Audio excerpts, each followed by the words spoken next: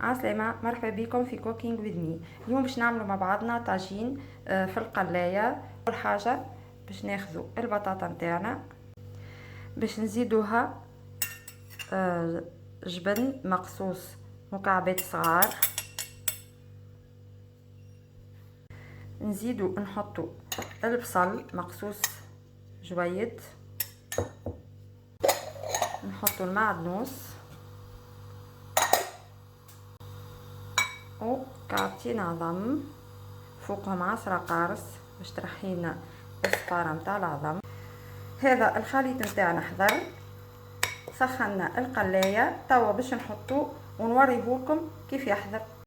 هذه هي الأومليت نتاعنا حضرت، والا طاجين اكسبريس يحضر في ساعة. يبدا واحد مزروب ينجمو يحضر في ساعة يحضروا مع سليطة، وصحة وبشفاء.